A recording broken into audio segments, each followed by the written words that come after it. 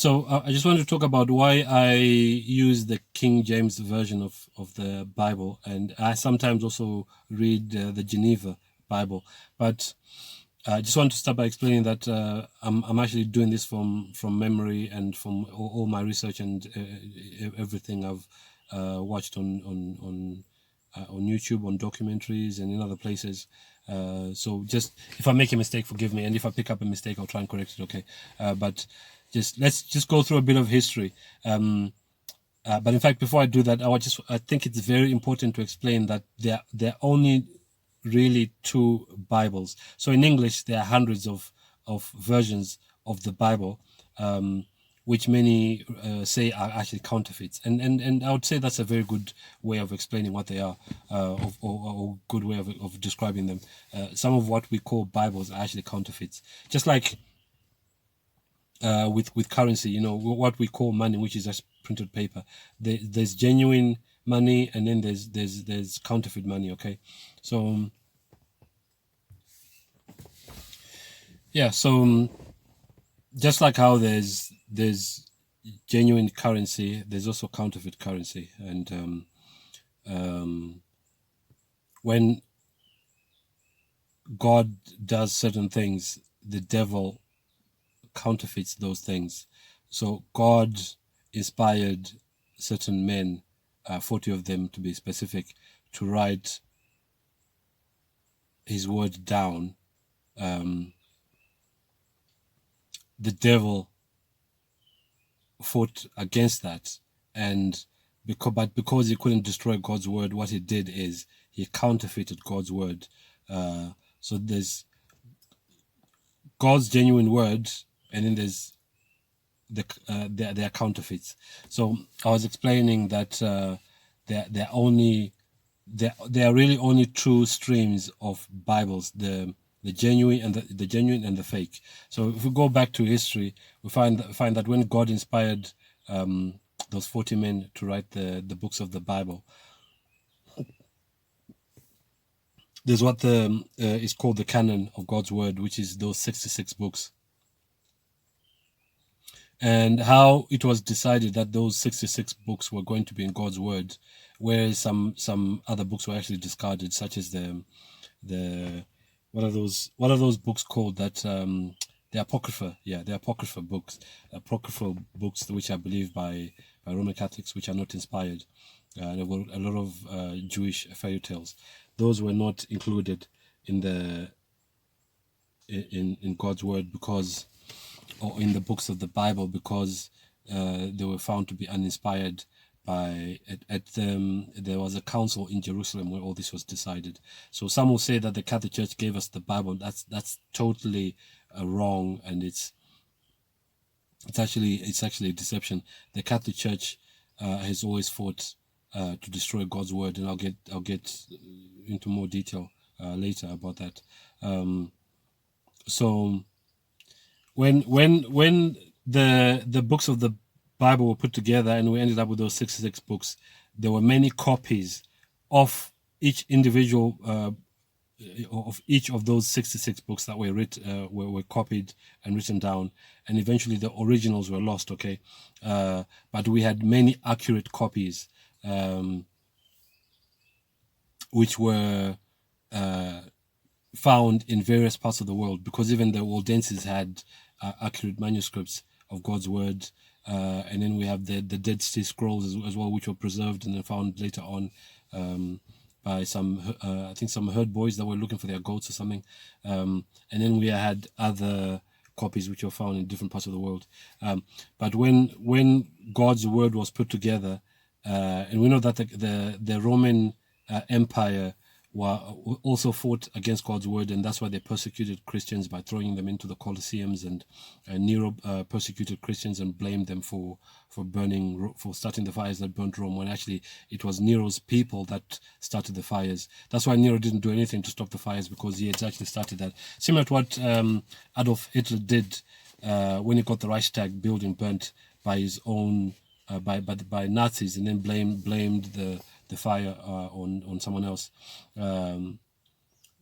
It's actually called a false flag attack. Okay, so the Catholic Church basically, so the Roman Empire became the Roman Catholic Church. That's why you see there's a similarity even in the words, okay, in the name. So you have the Roman Empire, and then you have the Roman Catholic Church, or the Church of Rome. The Roman Catholic Church is sometimes referred to as the Church of Rome. It's just another way of saying the Roman Catholic Church is the religion of Rome. That's why their headquarters is in Rome, okay, in the Vatican, or Saint Peter's Basilica. It's the Roman Empire, okay. They just put on a garb of Christianity. So they've always fought against God's word. They've always fought against God's people. That's why they persecuted Christians. And even in the Bible, especially in the book of Daniel and Revelation, it talks about the 1,260 years of persecution of God's saints. It's the Roman Empire that did that, and then afterwards the papacy or the Catholic Church took over and continued with that persecution. And even the persecution right now that's going on around the world, whether it been in Mozambique, which we share a border with here in Zimbabwe, Mozambique, the DRC, Burkina Faso, and Nigeria, the Christians in Nigeria, and those in China and North Korea, and even in Western countries who are being persecuted and being stripped of their God-given rights. It's the Catholic Church and especially the Jesuits who are doing all that. Okay, it's just carrying on from where the Roman Empire left off, and and where the Dark Age Catholic Church left off from. Remember, they persecuted Christians through the Inquisition and things like that. So, but the way they were talking specifically of God's word, how is Satan and the Catholic Church fighting against God's word? Well, they do it by counterfeiting God's word. So the Catholic Church, hundreds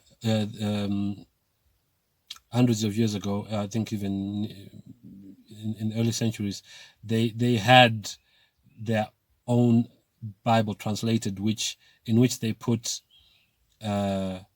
doctrines that were favorable to the Catholic Church. It later became known as the Latin Vulgate, Jerome's Latin Vulgate. It's written in Latin. Remember that Latin is the official language of the Catholic Church. So the Latin Vulgate now is, remember, referred to counterfeits. It's a counterfeit Bible. It says things that Catholics like. They put their own doctrines in there, and so these two streams basically carried on and were read by different people in different parts of the world. But the Latin Vulgate was promoted by the Catholic Church as the only true version of God's word, which is not correct. So the other stream, which has many thousands of manuscripts which support each other, and the manuscripts all say the same thing, is known as a Textus Receptus, or the received text. So from the received text is what was used by the reformers to translate the Bible into their own languages. So let's say Martin Luther would have used the received text because those are accurate manuscripts. And then you have William Tyndale, the Englishman who spoke 8 languages fluently. He also used the Textus Receptus, but he was murdered before he could actually finish translating the New Testament, if I remember correctly. I think it was the New Testament. He translated all the New Testament, but when he was translating the Old Testament, he didn't manage to finish that because they caught him and then basically executed him.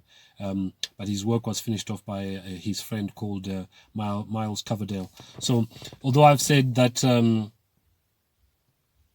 I used the King James and the Geneva Bible, there were other Bibles before the Geneva. Remember, the Geneva came before the King James, and the Geneva is what the Puritans carried to America with them. There were other good Bibles that were there, that were translated from the right manuscripts before the Geneva and the King James. Some of them are Bibles like the Matthew's Bible and the Bishop's Bible. But it's believed that they were not and of course you've got Tyndale's New Testament and Old Testament, which I've got in my house.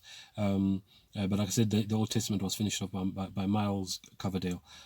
The Catholic Church was fighting against all this, but now they in more recent times they started claiming that they gave us the Bible, and even Catholics will say that very confidently, not knowing what they're saying is not true.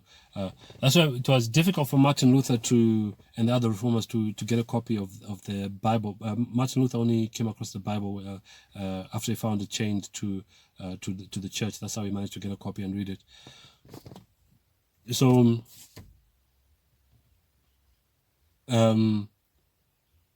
just jumping forward a bit in history, the Catholic Church in its continued fight against God's word, and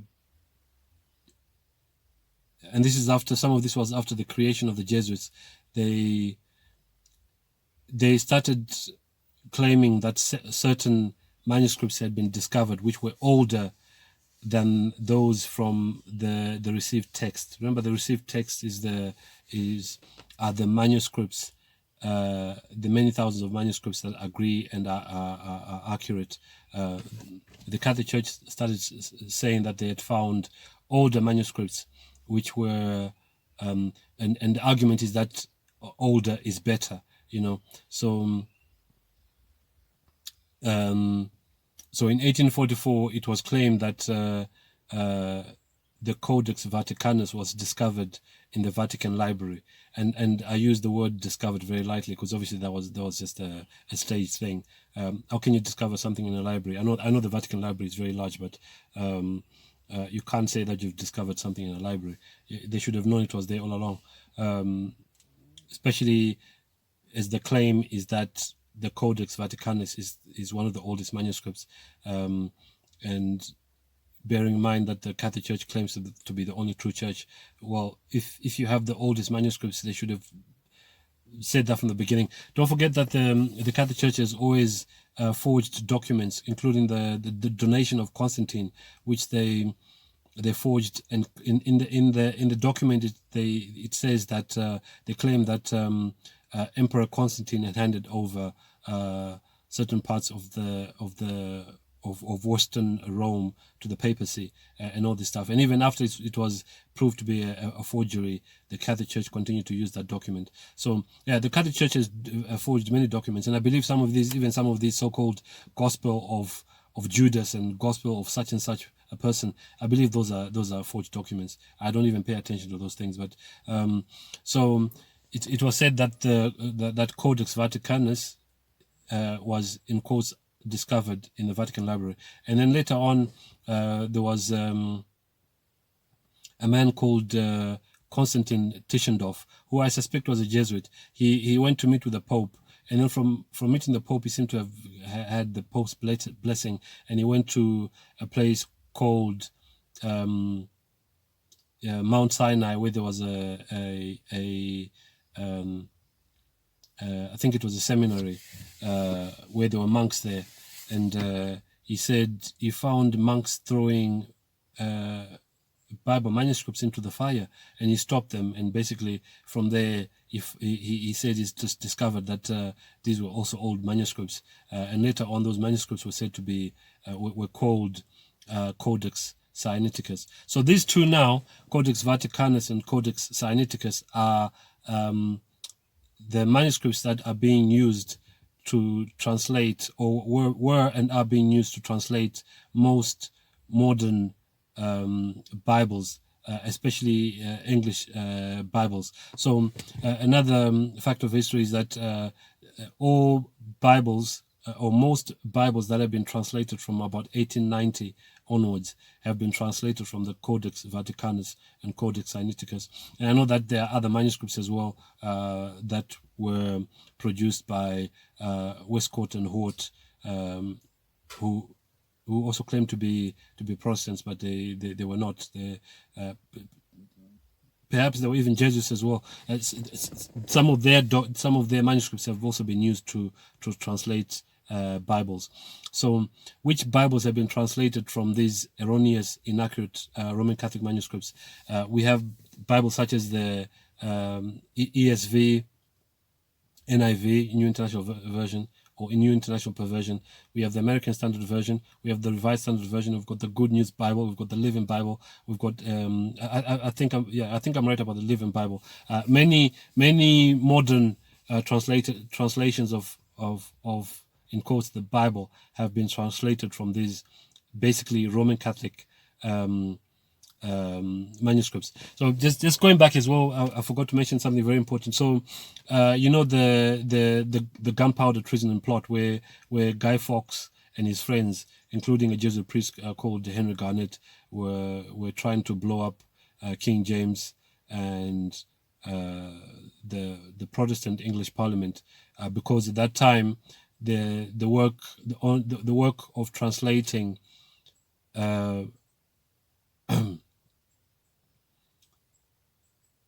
what we know today as the King James Version was actually ongoing, and the Jesuits and the Catholic Church knew of this. So they wanted to destroy King James the First and the Parliament at the time to stop them going ahead with this work. So, and one of the interesting things about this story is that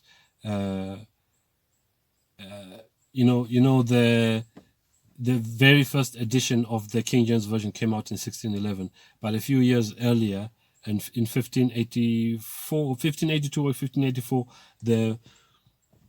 what's known as the Douay Rheims Bible was produced the Jesuits. The Douay Rheims Bible basically is a Jesuit translation of the Bible, which is translated from the Latin Vulgate. Remember that I said that the Latin Vulgate is the Catholic Church's version of the Bible, which is obviously inaccurate. It contains a lot of Catholic doctrines. So the Douay Rheims was produced. The Jesuits rushed and produced the New Testament of the Douay Rheims in the 1580s to try and counter the work that was being done in England of producing the King James Version. And then later on, a few years later on, they produced the Old Testament as well. It's still in the 1580s. All this was done to try and counter the work that was being done by the translators of producing the King James Version of the Bible. But all these things that were being done by the Jesuits actually failed. But the Jesuits and the Catholic Church have had a lot of success since then, because many, even Protestants, read these new Bible versions, not realizing that they're actually Catholic Bibles. And there are many other Bibles that I haven't mentioned here. The Jerusalem Bible and all this. There are many of them. There are hundreds of them. I can't mention all of them. They are translated from Catholic manuscripts, but Protestants have fallen for this lie that the best and oldest manuscripts are being used, not realizing that those so-called oldest manuscripts are actually forgeries which were done by the Catholic Church. So, yeah. And then just going back to the whole issue of the gunpowder plot, there's this thing where they now claim that King James was a homosexual and all this. I think all that is done to discredit the work that was done by King James and the translators, because obviously the King James Version is named after King James I. They're trying to make King James look bad by saying he was a homosexual to discourage Protestants from reading the King James Version, because the King James Version is translated from accurate manuscripts, and it is said that about 90% of what's in the King James is the work of William Tyndale, and even most of what's in the Geneva Bible it's the work of William Tyndale. But they say all these things, centuries and centuries after King James has died. Now they are now saying that he was a homosexual. Well, who even knows if that's true? But I mean, even if it's true, okay, if why were they trying to blow King James up and the English Parliament? Why were they trying to blow them up? They were trying to blow them up because they were translating God's word. into English. The way they were English Bibles already around at that time, but they were trying to make the work more perfect. And one of the things between the difference between the Geneva and the King James is that the Geneva had footnotes. And by the way, the Geneva Bible was the first one that had verses and chapters. The first one that had verses and chapters. But the differences between the two, the major differences were that the Geneva had footnotes, which were then removed because the Puritans said that they didn't want that in their Bibles. So in more recent times, I was just saying that Protestants have swallowed hook, line, and sinker this lie that the oldest manuscripts are the best. We don't even know if this argument about the Vaticanus and the Sinaiticus being the oldest manuscripts, whether that's true or not. What we know for a fact is that they contain a lot of error, and most manuscripts that are used to translate modern Bibles don't even agree with each other. But let's go back to the argument about these manuscripts being the oldest. Things can be dated to make them look old. Like I've said, the Catholic Church has been involved in forging many documents and manuscripts, so they can make those things look old. So I don't even believe that argument anyway. But also the other thing is, if the Latin Vulgate was a good translation, it's God's pure word, why did Martin Luther and John Calvin and the other reformers, even when they were translating the Geneva Bible, and even the Waldenses and the Albigenses, why did they not use these? Why did they not use the Latin Vulgate? Martin Luther never used the Latin Vulgate when he was translating the Bible into the German language, and even the other reformers as well. They never used the Latin Vulgate or any of these Catholic manuscripts. It's only in more recent times, like I said, since about 1890, that we've had these Catholic manuscripts being used to translate Bibles. So you can tell there's deception going on. But like I said, the most important thing to remember is that the Catholic Church has been fighting against God's word, and the Catholic Church is acting on behalf of the devil to destroy God's word and to destroy truth in the earth. But they're going to fail. Ultimately, they're going to fail with that project of trying to destroy the truth and trying to destroy God's word.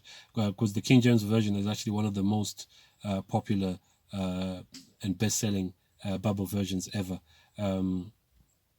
But the work of trying to undermine God's work by bringing about all these, counterfeit Bibles is still ongoing, and there are more and more new Bible versions that are coming out, even in English, and even some of the NIV keeps getting updated, and they are over time diluting that version more and more as time goes on. So stick to what's always been known to be accurate. I've already mentioned that the Reformers never used the Latin Vulgate when they were translating Bibles, but the early Christians never used the Latin Vulgate, and the Waldenses never used that either, and they were persecuted for it. Okay, so why change now and start using all these new manuscripts, even though they say they're old? But I don't believe that argument. So I believe in the manuscripts that were used by the Waldenses and the Reformers. It's a bit like the whole women's ordination thing. Why do we have to start ordaining women now when we've never done it?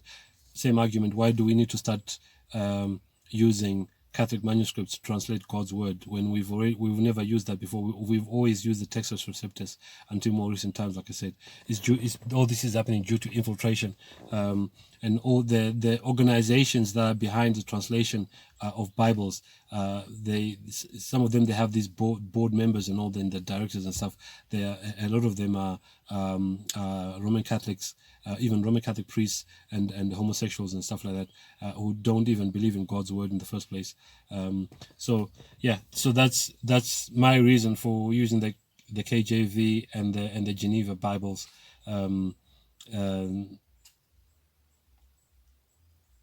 and in fact, using the King James version has actually helped improve my English. It's taught me to speak English way better. Bear in mind that English is not my first language. Okay, English is actually my third language, but and I'm still learning. And even when I read God's word, every time, almost every time I read it, I pick up something which I see in a new light, or hadn't realized before. So yeah.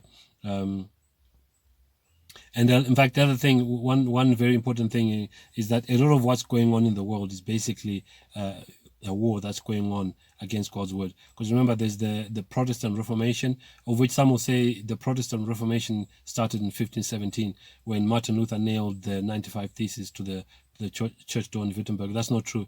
I would even go as far as saying Jesus was the first Protestant reformer, because he protested all the false teachings of the elders and their corruptions.